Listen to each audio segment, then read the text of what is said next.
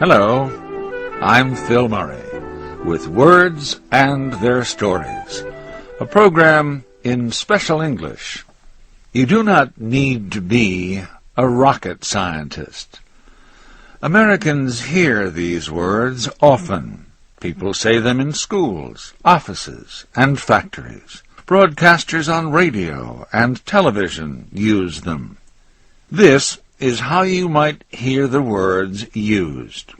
Workers in an office are afraid to try to use their new computer system. Their employer tells them not to be foolish. You do not need to be a rocket scientist to learn this, he says. Or high school students cannot seem to understand something their teacher is explaining. Come on, she says. You do not need to be a rocket scientist to understand this.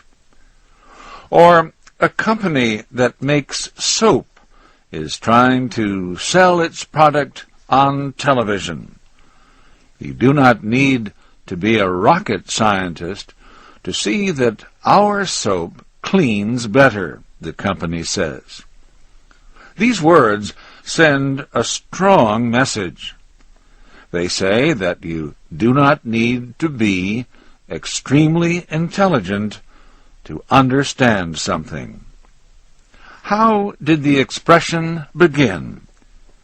No one seems to know for sure, but an official of the American Space Agency, NASA, says the expression just grew. It grew, he says, because rocket scientists probably are the most intelligent people around. Not everyone would agree. Some people might be considered more intelligent than rocket scientists. For example, a person who speaks and reads 15 languages, or a medical doctor who operates on the brain.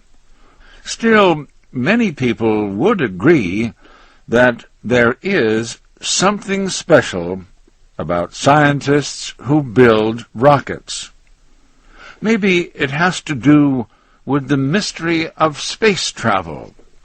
Moving pictures from before World War II showed a man named Buck Rogers landing on the planet Mars. He was a hero who could defeat any enemy from outer space. The rocket scientist is a different kind of hero. He or she makes space travel possible. Rocket scientists, however, can have problems just like anyone else. A Washington rocket scientist tells about a launch that was postponed many, many times. Finally, everything seemed right. Mechanical failures had been repaired. The weather was good. The scientists had planned that part of the rocket would fall into the ocean after the launch. All ships and boats within many kilometers of the danger area had been warned. But in the last few seconds, a small boat entered the area. Once again, the launch was postponed. When the work goes well, most rocket scientists enjoy their jobs.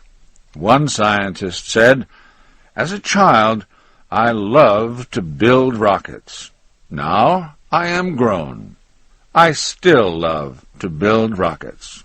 And now I get paid for it."